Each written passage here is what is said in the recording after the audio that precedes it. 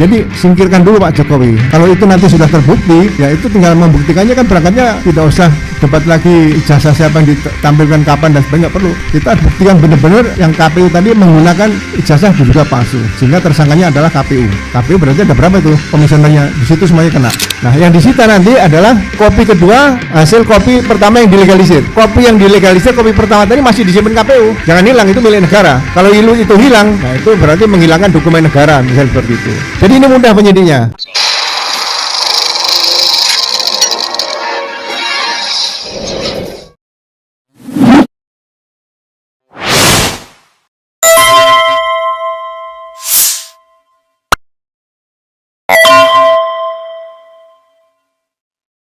Waalaikumsalam warahmatullahi wabarakatuh. Terima kasih Dr. Tifa. Pemirsa yang kami hormati, tidak berlebihan kiranya kalau saya sampaikan bahwa acara ini kan acaranya FDI ya, Forum Diaspora Indonesia. Kami punya member di FDI itu di kurang lebih 25 negara. Jadi acara ini disaksikan juga oleh teman-teman kita, saudara-saudara kita di 25 negara yang concern terhadap masalah di tanah air, terutama kasus dugaan ijazah palsu. Baik, untuk berikutnya kami silakan kepada Komjen Pol Dr. Andes Ugroseno untuk menyampaikan paparannya. Silakan Pak Ugro. Baik, terima kasih. Assalamualaikum warahmatullahi wabarakatuh. Waalaikumsalam warahmatullahi wabarakatuh. Supaya tidak terputus, saya menyambung saja kaitan dengan ijazah palsu ya. Jadi kasus kegaduhan seperti ini saya teringat pada saat dulu ada kasus cicak buaya. Akhirnya membuat pusing Presiden Pak SBY waktu itu, sampai rapat dengar pendapat kepolisian, kejaksaan, dipanggil ke Komisi 3 sampai jam 3 pagi, sampai tidur-tidur, akhirnya dihentikan, tapi terlanjur jauh maju ke depan ya. Jadi yang dibutuhkan sekarang bagaimana kebijakan Bapak Presiden kita, Pak Prabowo Subianto, untuk melihat, mendengar, dan mencium aroma ini, kasus ini seperti apa sebenarnya. Jadi saya melihat di sini sebetulnya untuk pembelajaran juga KPU ke depan ya, berkaitan ijazah yang diduga palsu tadi adalah pasal 263 ayat 2, karena KPU yang menggunakan sampai menjadi calon wali kota, menjadi gubernur, sampai menjadi presiden. Jadi singkirkan dulu Pak Jokowi. Kalau itu nanti sudah terbukti, ya itu tinggal membuktikannya, kan berangkatnya tidak usah debat lagi ijazah siapa yang ditampilkan kapan dan sebagainya, nggak perlu. Kita harus buktikan benar-benar yang KPU tadi menggunakan ijazah diduga palsu, sehingga tersangkanya adalah KPU. Ya kan? KPU berarti ada berapa itu komisionernya? Di situ semuanya kena. Nah, nanti yang terakhir yang memiliki baru diikutkan pasal 55 di situ. Ya, jadi jangan 263 ayat 1 tapi ayat 2. Kemudian yang kedua berkaitan dengan saling lapor. Ya. Ini sedang ada, kalau KUHP sudah disahkan tapi berlaku 2026. Ya. Ini masalah saling lapor ini membahayakan penegakan hukum ke depan. Ya, saya katakan kenapa membahayakan?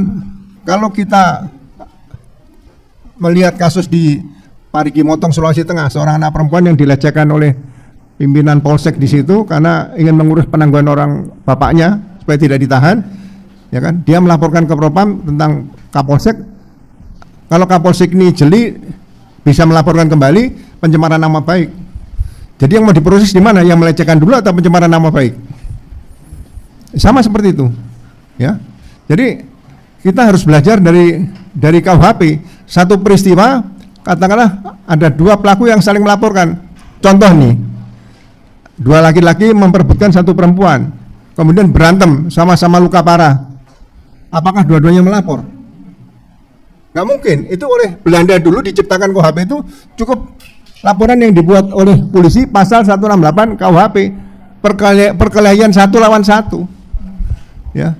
Tapi nggak tahu KUHP kita sekarang mungkin boleh melaporkan satu lapor. Barang bukti habis ditarik sini, pindah ke sini, pindah ke sana lagi nanti. Sampai jaksa barang bukti udah hilang semua. Ya. Itu tidak bagus nanti ke depan. Nah, berkaitan dengan masalah amnesti sama abolisi, ya kan? Saya katakan tadi dari awal, ini tidak pernah terjadi dalam kepemimpinan presiden-presiden sebelumnya. Jadi kita berikan penghargaan kepada Presiden Prabowo Subianto karena masalah kasus Pak Tom Lembong dan Pak Asto ini sudah menyita energi orang banyak. Ya, saya tertarik karena saya kebetulan purnawiran Polri dan selama di Polri saya anti kriminalisasi. Jadi kalau ada sidang kriminalisasi, saya pasti hadir untuk mengikuti di mana kriminalisasinya, ya kan? Kalau Pak Tom Lembong, kalau dituduh korupsi dengan pasal 2, ya kan? Apa bisa dikenakan pasal 2? Kalau memang beliau berbuat korupsi dan kawan-kawannya konspirasi crime, ya, kenanya pasal 3. Tapi di pasal 3 sebagai pejabat negara ancaman minimalnya itu hanya 1 tahun. Kalau di pasal 2 4 tahun. Jadi dicarikan angka 4 di situ. Makanya 4,6 kan di situ. Itu matematik semua, ya. Kemudian tidak ada kerugian negara. Tidak ada kerugian perekonomian negara. Ya kan? Oleh hakim dinyatakan sebagai unsur alternatif. Penyidik menyatakan kerugian negara, korupsi itu tidak perlu menimbulkan kerugian negara atau perekonomian negara. Jadi yang disampaikan penyidik sama jaksa itu sudah sama dan sebangun, cuma bahasanya diucapkannya lain. Nah, ini terbaca oleh Pak Presiden Prabowo Subianto, makanya diberikan abolisi. Ya. Sekarang peristiwa amnesti kepada Pak Hasto, ya. OTT Harun Masiku tidak pernah terjadi. OTT itu O-nya operasi. Operasi itu di mana-mana sama. Operasi usus buntu, operasi militer, operasi kepolisian itu semuanya sama. Waktunya tertentu, orangnya juga tertentu, ya kan, sasarannya tertentu. Itu sudah diatur semua. Jadi kalau saya ikuti sidangnya Pak Hasto, OTT-nya di mana? Mana ada barang bukti penyuapan itu dicicil kayak kredit sepeda motor, kirim dulu 100.000 terus 200.000 dan sebagainya.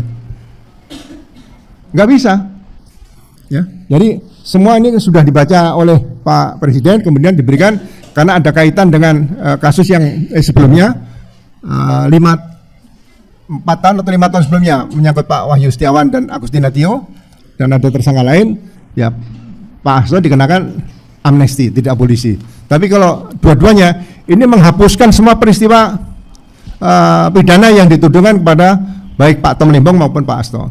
Jadi kita terima kasih kalau ada masih komplain dari beberapa pejabat KPK yang menyatakan akan menggugat masalah amnesti abolisi.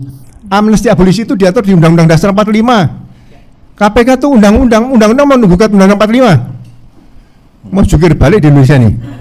Ya. Nah, saya ketawa sendiri. Udahlah, diam saja. Ini orang harus tahu bahwa di atas langit masih ada langit lagi di situ. Jadi mereka selama ini tidak sadar bahwa kalau sudah bertindak atas nama KPK sampai sidang, ya, itu pasti tidak ada yang lepas. Ya, tapi di Rut PLN dulu Pak Sofyan Basir akhirnya bebas murni juga, nggak ada masalah. Ya, jadi kepastian hukum itu masih ada proses lain yang lebih tinggi yang kita kadang-kadang sendiri juga tidak tahu. Itu saja dari saya. Terima kasih. Assalamualaikum warahmatullahi wabarakatuh. Terima kasih Mas Jadi. Jadi saya juga mengikuti tadi saya cerita sama Bu Dr. Tifa. Jadi dibuat bagaimana harus membuktikan ijazah itu dulu. Kalau dengan menggunakan pasal 263 ayat 1 sangat kesulitan dan sangat gaduh. Jadi harus dilaporkan dengan pasal 263 ayat 2, tersangkanya adalah KPU. Gitu loh. Tersangka KPU Solo, KPU Jakarta dan KPU RI. Ya kan? Karena dengan tersangka KPU nanti ada yang dipanggil sebagai saksi. Siapa yang menyerahkan ijazah itu untuk digunakan? Ya, jadi pakai back azimuth. Jadi kita jangan dari start lagi, tapi dari titik 2 atau titik 3 ini nanti back azimuth baru nembak ke titik awal gitu loh. Siapa yang menyerahkan? Karena yang menyerahkan bisa juga bukan langsung yang punya ijazah tapi orang lain. Tapi nanti itu akan jadi paling tidak jadi saksi dipanggil seperti itu. Jadi sekali lagi mungkin harus disempurnakan. Kalau SP2 lidik itu kan bukan SP3. Jadi kepastian hukumnya belum ada. Jadi apakah akan mencari novum itu terlalu lama. Bagi saya lebih bagus cepat bikin laporan baru, laporan polisi baru. Tujuan pasal 263 ayat 2, terlapornya adalah para komisioner KPU baik di Solo, di Jakarta maupun di pusat. Itu saja sih. Gimana tanggapannya Pak Jenderal tentang Mabes Polri kemarin kalau ini Roy Suryo itu dan kawan-kawan dihentikan sama Mabes Polri? Kesan Pak Jenderal gimana? Ya. Pak Jenderal. Terima kasih. Jadi dalam satu penyidikan itu buku pinternya kan kitab undang-undang hukum acara pidana. Ya. Mungkin ada penuntun dalam penyidikan misalnya turunan dari hukum acara pidana ada peraturan-peraturan Kapolri. Ya. Nah, semua peristiwa yang berkaitan dengan ijazah yang diduga palsu tadi, ya, itu petunjuknya sudah sangat banyak. Ada yang pernah mendatangi UGM, ya, Pak Roy Suryo, Pak Rismon, Dr. Tifa, melihat di situ ada dugaan skripsi yang merupakan salah satu persyaratan untuk menjadi sarjana. Nah, itu tidak ada lembar pengesahan, ya kan? Itu petunjuk semua. Nah, kemudian dengan peristiwa-peristiwa yang rekaman-rekaman lainnya itu juga petunjuk. Ya, belum ada keterangan saksi, belum ada keterangan ahli, ya kan?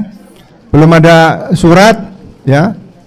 Apalagi terdakwa gitu misalnya, alat bukti lah ya. Nah, menurut saya sebaiknya kegaduhan ini, ya kan, yang katanya diberhentikan laporan TPWA kan laporan tentang diduga ijazah palsu Pak Jokowi. Jadi kalau pasal yang digunakan pasal 263 ayat 1 akan susah ketemunya, matchingnya susah. Karena siapa yang membuat palsu? Nah, lebih bagus dirubah, dibuat laporan baru, ya kan? Diduga ada ijazah atau ada ijazah yang diduga palsu dengan beberapa petunjuk. Pernah Gajah Mada, Universitas Gajah Mada dicek dan sebagainya, itu petunjuk semua. Pernah dicek tempat KKN dan sebagainya yang digunakan, yang diserahkan oleh seseorang ke KPU, entah KPU Solo, KPU Jakarta atau KPU Pusat, ya. Kemudian digunakan oleh pegawai KPU atau komisioner KPU untuk mendaftar sebagai baik calon wali kota, calon gubernur, calon presiden. Nah, ini nanti tersangka yang terlapor bukan Pak Jokowi dulu, pemilik yang diduga milik ijazah palsu, tapi komisioner KPU. Nah, nanti yang dipanggil termasuk nanti pemilik ijazah diduga palsu tadi sebagai saksi dulu. Tapi terlapornya tetap komisioner KPU, sehingga ini tidak gaduh di awal. Di awal yang belum jelas gitu loh. Tapi berawal dari KPU dulu. Karena nanti di KPU yang disita itu berarti dulu pernah diserahkan kopi ijazah dari si Pak Jokowi yang dilegalisir. Nah, yang disita nanti adalah kopi kedua hasil kopi pertama yang dilegalisir. Jadi kopi yang dilegalisir, kopi pertama tadi masih disimpan KPU. Jangan hilang, itu milik negara. Kalau itu hilang, nah itu berarti menghilangkan dokumen negara, misalnya seperti itu. Jadi ini mudah penyidiknya, ya. Jadi yang dihentikan penyelidikan, silakan penyelidikan, tapi membuktikan bahwa ada dugaan ijazah diduga palsu digunakan pada saat mendaftar di KPU tadi. Jadi terlapornya nanti seluruh komisioner KPU Solo, Jakarta maupun KPU RI. Itu dulu pertama. Nah, nanti kalau sudah jadi berkas, berarti yang melakukan 263 ayat 1 juga akan masuk di situ. Masuk pasal 55 KUHP bersama-sama. Itu konstruksi hukumnya harusnya seperti itu supaya tidak timbul pro dan kontra. Masing-masing penasihat hukum juga berbeda, kan lama-lama masyarakat juga capek ngurusin masalah ini. Itu aja. Melanjutkan tadi yang Pak Ogrosono sampaikan ya, bahwa seharusnya adalah KPU dulu yang kemudian diperiksa.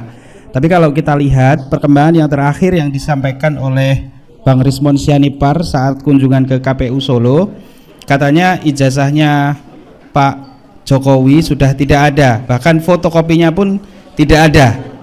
Nah, sehingga apa tadi yang kemudian disampaikan Pak Ogrosono agak gimana? Itu tidak adanya katanya sudah disita ke Bareskrim atau Polda, saya lupa lah. Ini intinya sudah disita. Nah, kronologi seperti ini apakah kemudian dibenarkan secara hukum dan seharusnya seperti apa, Pak Ogrosono? Terima kasih.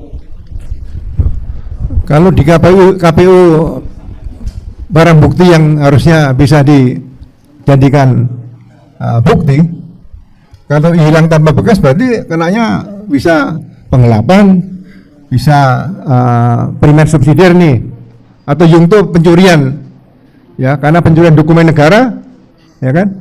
Tapi kalau sudah diambil oleh penyidik, berarti ada bukti berita acara penyitaan, itu jadi barang bukti lagi, sehingga kita membuat terang suatu perkara itu berangkat dari satu proses yang ya tertib lah seperti itu beracaranya.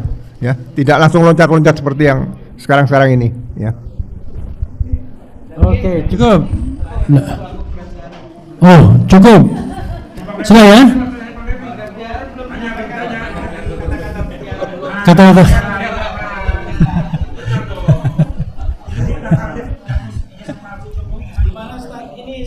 Nah,